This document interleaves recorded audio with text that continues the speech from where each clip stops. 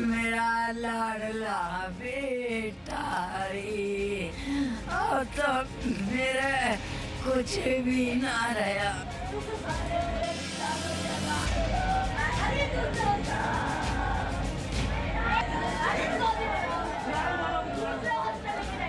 Road पे कहीं जा रहे होंगे तो किसी भाई को पता चल गया होगा, तो भाई ने मतलब इकट्ठे लड़के करके और उसको पीट दिया, लड़के को पकड़ के।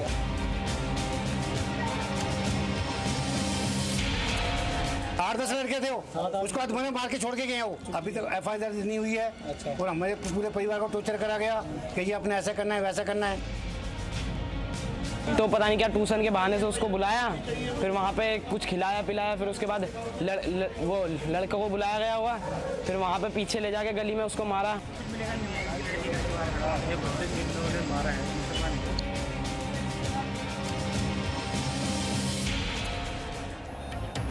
ग्यारह बजने वाले हैं और 11 बजे सबसे पहले आप इन दो तस्वीरों को देखिए। ये दो तस्वीरें गवाही देती हैं समाज के उस हिस्से को लेकर जो हिस्सा शायद कुछ ऐसी खबरों पर बोलने को तैयार नहीं होता। ये राजस्थान की तस्वीर आप देख रहे हैं जहां पर एक पुजारी को जिंदा जला दिया गया जमीन विवाद में, और दूसरी दिल्ली के आदर्श नगर की तस्वीर है जहां पर 18 साल के लड़के को पीट पीट कर बेरहमी से मार दिया गया। उनके परिवार को इस बात की जानकारी भी नहीं थी कि जो बच्चा ये कहकर गया है कि मैं ट्यूशन पढ़ाने की बात कर आता हूं, कुछ दोस्त बुलाने के लिए आए हैं, वो वापस लौटकर ही नहीं आएगा। महज 18 साल का राहुल, क्या गलती थी राहुल की? सिर्फ कि दूसरी मजहब की लड़की से उसकी दोस्ती थी और उसके परिवार वालों को ये बात नागवार गुजरी। राजस्थान के करौली की खबर जी न्यूज ने सबसे पहले आपको दिखाई। कल 12:30 बजे खबर हमने आपके सामने रख दी थी पूरी जानकारी के साथ, तथ्यों के साथ, क्योंकि दोनों ही जगहों पर जी न्यूज के संवाददाता मौजूद हैं। हाँ, आप जानते हैं जी न्यूज को रेटिंग से कोई मतलब नहीं है। राष्ट्रहित में, राष्ट्र प्रेम में हर एक खबर आप तक हम पहुंचा रहे हैं और विश्वसनीयता के साथ पहुंचा रहे हैं। इस दिल्ली की खबर पर जो बड़ी कवरेज जी न्यूज कर रहा है, इसमें एक अपडेट है, ये बहुत बड़ा अपडेट है। दिल्ली के राहुल हत्याकांड में सीसीटीवी फुटेज आई है सामने। जी न्यूज के पास एक्सक्लूसिव तस्वीरें हैं। ये तस्वीर आप देख रहे हैं, हम आपको दिखाते हैं सीसीटीवी फुटेज जो जी न्यूज के पास है एक्सक्लूसिवली। ये बड़ी खबर आप देख रहे हैं सिर्फ जी न्यूज पर। ये 7 अक्टूबर की है, शाम 6:53 की तस्वीर है, लगभग 7 बजे की, जिसमें आप देख रहे हैं एक लड़की है और उसके साथ आगे पीछे और उसका हाथ पकड़े एक लड़का है जो जा रहा है, इस रास्ते से होकर गुजरता है। हालांकि अभी तक ये साफ नहीं हो पाया है कि जो हाथ जिसने पकड़ा है वो कौन है, ये जो लड़की है ये कौन है, लेकिन इसमें साफ दिख रहा है कि लड़की उसे भगाने की कोशिश कर रही है। इसी बीच एक बाइक सवार जो रास्ते से होकर गुजर रहा होता है वो पूछने की कोशिश करता है। इस बीच 2 महिलाएं भी हैं जो ये पूरे माजरे को समझ रही हैं, उसे देख रही हैं। इन तस्वीरों में देखिए,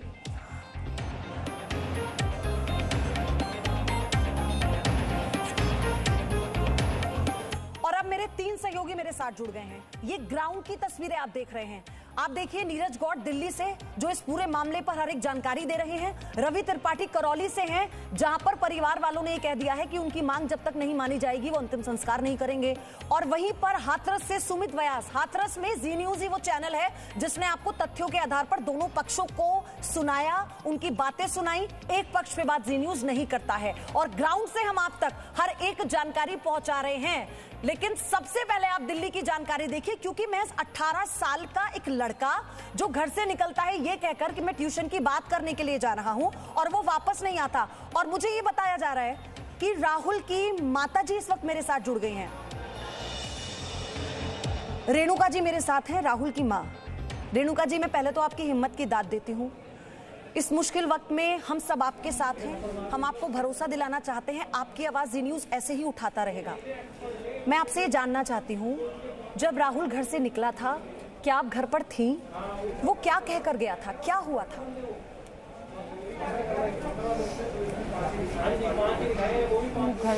घर से मैं घर पे नहीं थी, उसकी दादी थी घर पे।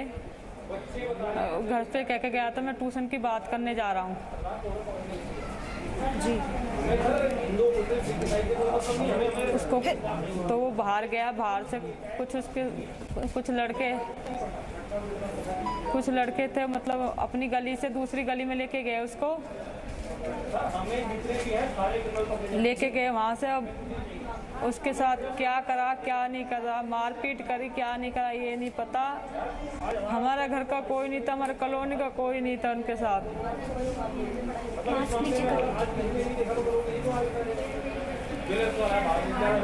आपको कब पता लगा रेणुका जी, कैसे आपको इस खबर के बारे में पता लगा, और आस पड़ोस वालों ने क्या राहुल को उन लोगों के साथ जाते देखा था?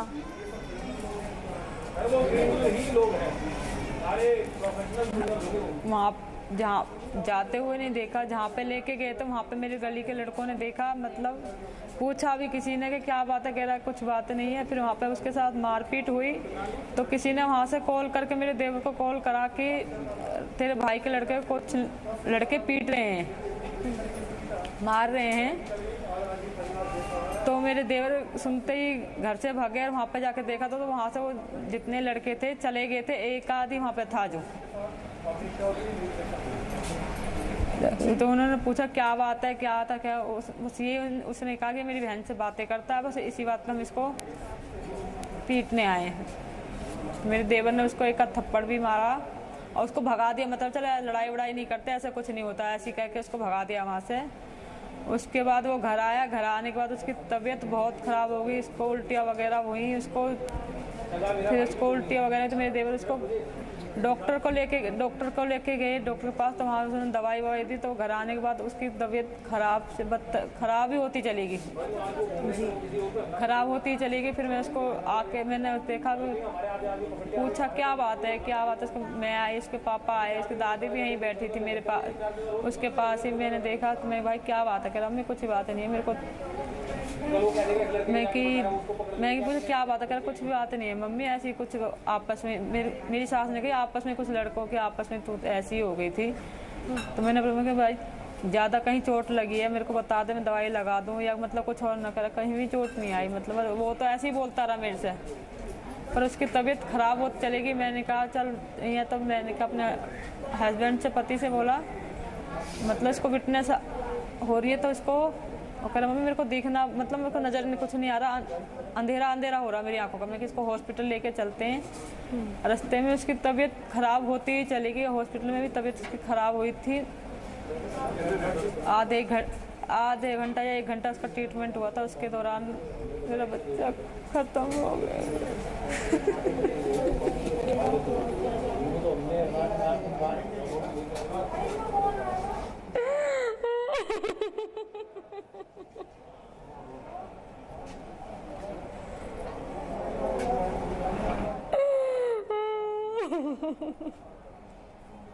मैं निशब्द हूं इस वक्त, इसलिए निशब्द हूं क्योंकि एक माँ को संभालना बहुत मुश्किल है। एक माँ के कलेजे का टुकड़ा 18 साल का राहुल, जो घर से ये कहकर जाता है कि मैं ट्यूशन के लिए बात करने जा रहा हूँ, माँ घर पर है नहीं। आखिरी बार वो अपने बेटे को देख नहीं पाई, उससे बात नहीं कर पाई जिस वक्त वो जा रहा था। ये हिम्मत है रेणुका जी, आपकी हिम्मत है जो आप सब बता पा रही हैं। मेरे पास तो सवाल भी अब शायद नहीं है आपसे पूछने के लिए, लेकिन जी न्यूज़ आपसे वादा करता है, हम आपसे वादा करते हैं कि राहुल के न्याय की लड़ाई हम लड़ते रहेंगे आपके साथ। हम आपके साथ हैं, आपका पक्ष रखने के लिए हमारी टीम पहुंची है। आप बहुत हिम्मती हैं रेणुका जी, विश्वास मानिए आप बहुत हिम्मती हैं कि आप इस वक्त मुझसे बात कर पा रही हैं, क्योंकि मेरे पास शब्द नहीं है आपसे बात करने के लिए। आप पानी पीजिए प्लीज।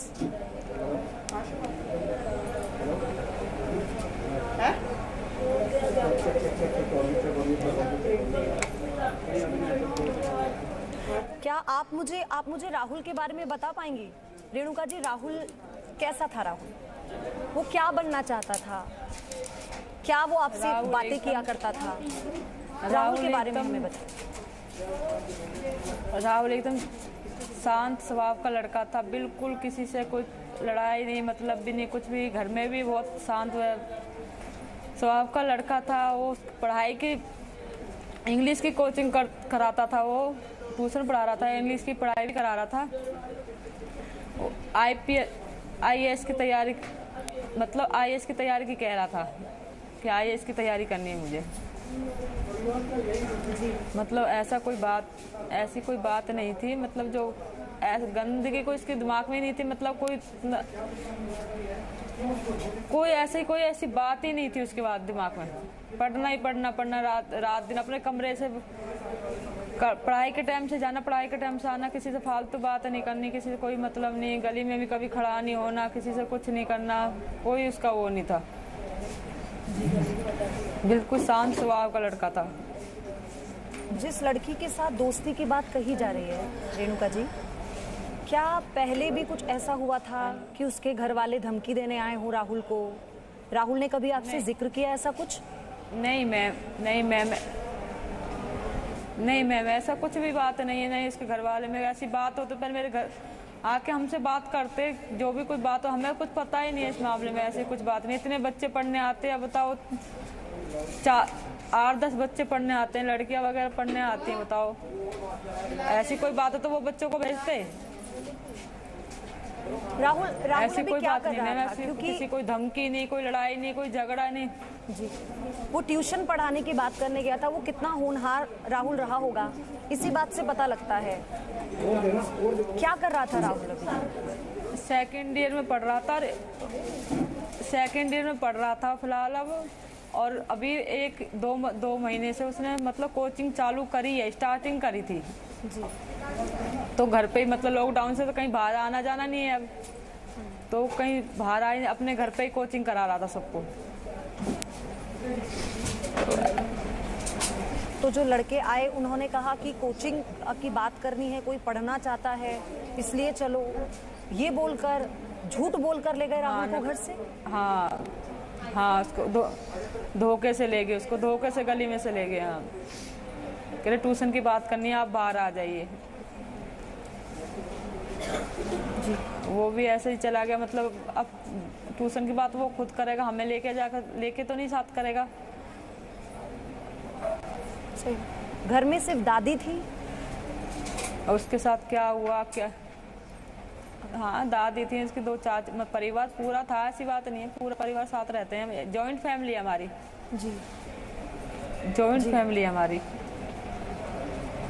आप क्या मांग करते हैं? पूरा देश सुन रहा है आप? मांग यही करती हूँ, मेरे बच्चे को इंसाफ चाहिए, मेरे बच्चे को इंसाफ चाहिए बिल्कुल।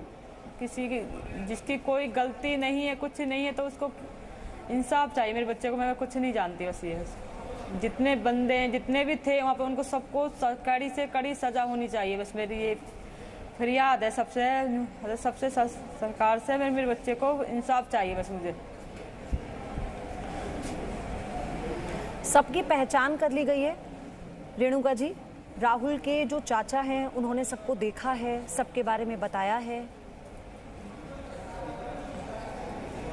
हाँ जी, इसके चाचा ने तो देखा, सबकी पहचान भी करी है वहाँ पे। अभी सब में से कह रहे हैं कुछ पकड़ में हाथ में आए, कुछ नहीं आए हैं। और ये बता रहे थे कि जो दोस्त थी, जो मित्र थी राहुल की, वो ये कह रही थी, शायद कजन थे वो राहुल के, जो गए वहां पर, और उस दोस्त ने कहा कि अपने भाई की जान बचाओ, अपने भाई को लेकर जाओ। मतलब वो खुद इस बात को लेकर, वो जो लड़की है, जो दोस्त थी, वो हैरान थी कि इस तरह से मार रही हैं, इतनी बेरहमी से राहुल को मार रही हैं। अब ये तो वहीं पे मतलब जो भी कुछ है ये उसमें आ रहा होगा, जो भी कुछ है इस बारे में आपको नहीं बता सकते। वो हाँ, मैं सुनने में यही आ रहा कि वो लड़की के भाई बता रहे हैं, जितने भी थे साथ में, भाई थे, भाई के दोस्त थे, जो भी कुछ हैं जी। तो जो भी कुछ है वो पता ना किस इरादे से आए थे, किस इरादे से नहीं आए थे। जी, आए तो पीटने के इरादे से थे वो। जो तुम्हें बात करनी तो वहीं गली में करो, आके बात जहाँ कर खड़े हो, तुम्हें उस सुनसान एरिया में ले जाने की क्या जरूरत है? रेणुका जी, जी न्यूज़ आपसे वादा करता है, हम हाँ जी। राहुल के लिए इंसाफ की लड़ाई लड़ेंगे जब तक राहुल को न्याय नहीं मिल जाता, आपको न्याय नहीं मिल जाता, हम आपके साथ हैं। मैं फिर यही कहूंगी आपसे, मैं आपकी हिम्मत की दाद देती हूं, क्योंकि मैं आपसे शायद पूछ नहीं पा रही थी सवाल, लेकिन आप सामने आई हैं, आपने राहुल के लिए आवाज उठाई है, ये बहुत बड़ी बात है। तभी हमें भी बल मिलेगा कि एक माँ के साथ जी न्यूज़ खड़ा हुआ है इस वक्त। आप इस लड़ाई में खुद को अकेली मत समझिएगा। जी न्यूज़ लगातार आपकी हर एक बात देश को बताता रहेगा, और क्या पुलिस की दिशा है, क्या किस दिशा में जांच जा रही है, क्योंकि सभी की पहचान कर ली गई है। देखिए, लगातार जी न्यूज़ आपको बता रहा है कि सभी की पहचान हो चुकी है और सभी आरोपियों को पुलिस ने गिरफ्तार भी कर लिया है। इसमें नाबालिग भी हैं, क्योंकि राहुल के चाचा ने सबकी पहचान की है। 3 रिपोर्टर हैं मेरे साथ, 3 रिपोर्टर, 3 बड़ी खबरें, और जी न्यूज़ पर आप जो देख रहे हैं इस माँ के दर्द को, मैं सिर्फ इतना कहूंगी कि जी न्यूज़ राष्ट्र प्रेम की बात करता है ना, इसलिए हम इस खबर को उठा रहे हैं, और हमें यकीन है कि हमारे दर्शक भी हमारे साथ खड़े हैं राहुल को न्याय दिलाने के लिए। लेकिन 3 तस्वीरें देख लीजिए आप।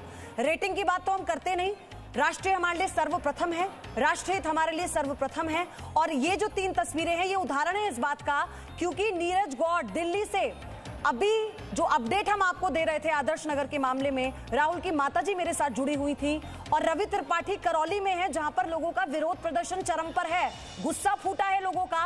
पुजारी को जिंदा जलाने के मामले के बाद वो कहते हैं कि जब तक उनकी मांग पूरी नहीं हो जाती हम अंतिम संस्कार नहीं करेंगे। सुमित व्यास हाथरस से हमारे साथ हैं, जहां पर आपने जी न्यूज़ पर सबसे पहले दोनों पक्षों को सुना। नीरज, मैं तो निशब्द हो गई। राहुल की माताजी मेरे साथ जुड़ी हुई थी, वो ये कहती है बस मुझे न्याय चाहिए। एक माँ और क्या मांग सकती है? आप मुझे बताइए, पुलिस किस दिशा में ले जा रही है इस पूरे मामले में?